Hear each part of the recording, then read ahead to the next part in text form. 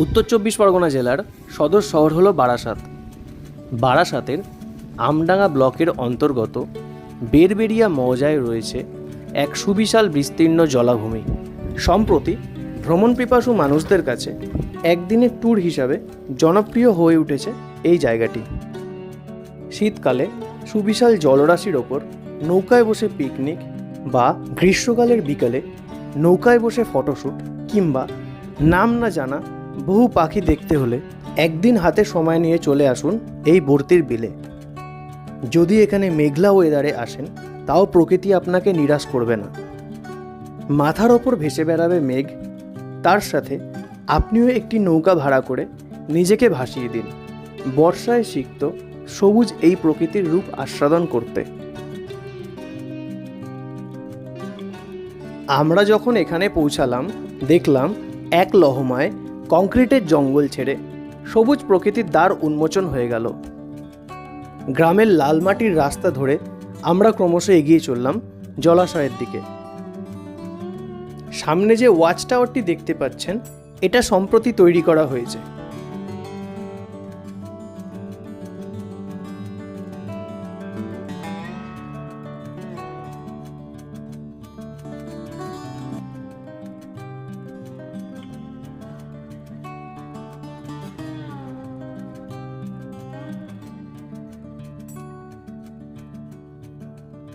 এখন আমরা চলে এসেছি বর্তির বিলে। চারপাশে সবুজ আর সবুজ, চারপাশটা আপনাদের ঘুরিয়ে দেখাচ্ছি। আর ভিডিও লাস্টে বলছি যে আপনারা এখানে কিভাবে আসতে পারবেন।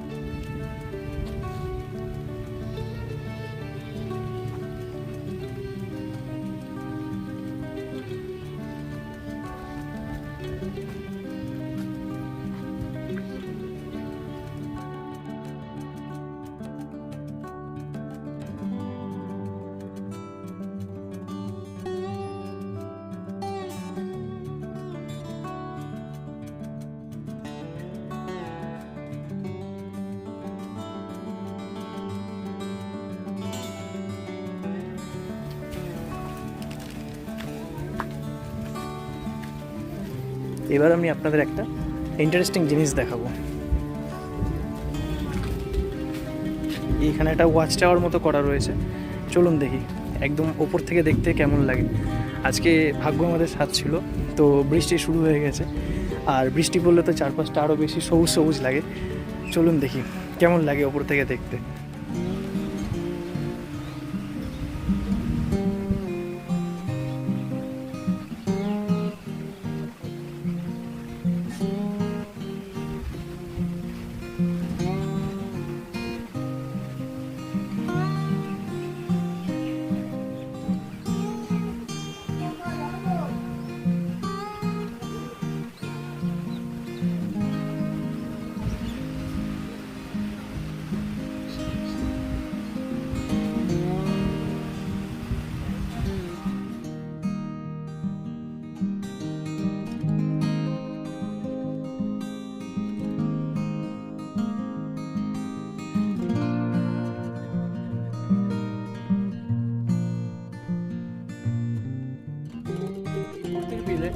আগামী দিনে আপনারা যারা আসছেন একবার এই ওয়াচ টাওয়ারটাই উঠে দেখবেন। এখনও পর্যন্ত ফ্রি আছে, তো পরে চার্জ নেবে কিনা বলতে পারছি না, তবে এর উপর থেকে চারপাশটা দেখতে খুব সুন্দর লাগবে।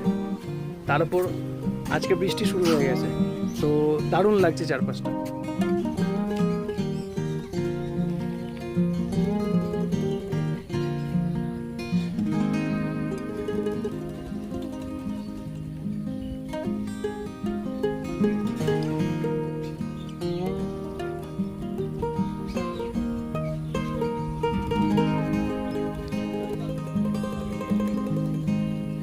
আপনারা নৌকা নিয়ে চারপাশটা ঘুরে দেখতে পারেন। চলুন গিয়ে দেখা যাক নৌকার ভাড়া কত এবং কতটা কি ঘোরায়। আপনাদের সাথে শেয়ার করছি সেই ভিডিও।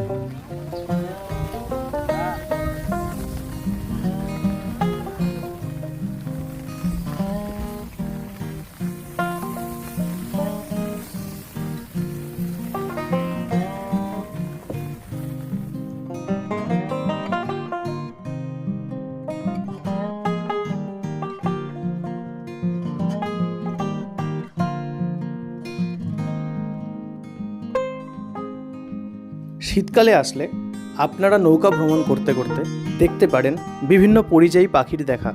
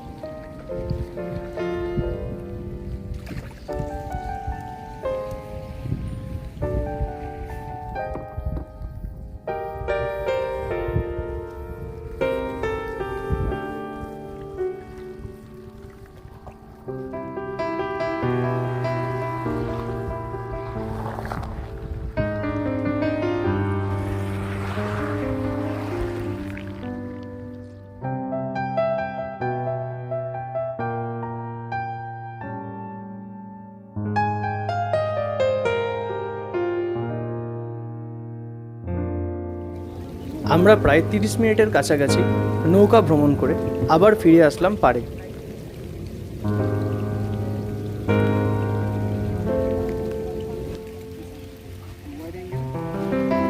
যেদিন এখানে এসেছিলাম তো আপনারা প্রথম থেকেই দেখেছেন যে ওই দিন মেঘলা ওয়েদার ছিল।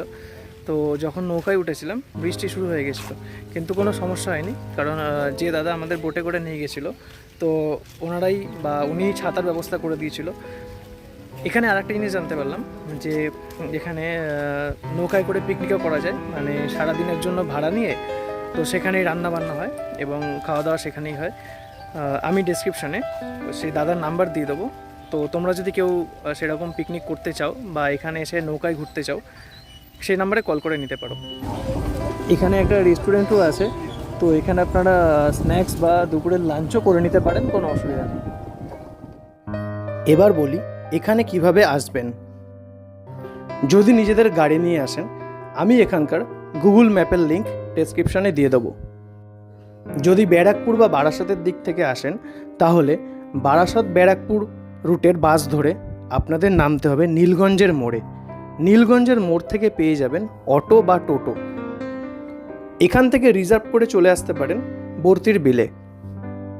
বিকেলবেলায় এই জায়গাটি খুব জমজমাট হয়ে ওঠে, তো যদি কখনো দুপুর টাইমে আসতে পারেন, তবে অবশ্য রোদ থাকলে প্রবলেম হবে। তো আজকে লাকিলি ছাওয়া ছিল, মেঘলা ওয়েদার ছিল, তার উপর বৃষ্টি হচ্ছিল বলে খুব ভালো লাগছে। শীতকালের দিকে যদি দুপুরের দিক করে আসতে পারেন, এখানে একটা অদ্ভুত নিস্তব্ধতা ফিল করতে পারবেন। চারপাশটা সবুজ আর সবুজ, আর একদম শান্ত নিরিবিলি পরিবেশ, দারুণ। মানে কোলাহল ছেড়ে একটা দিন এখানে খুব ভালো লাগবে।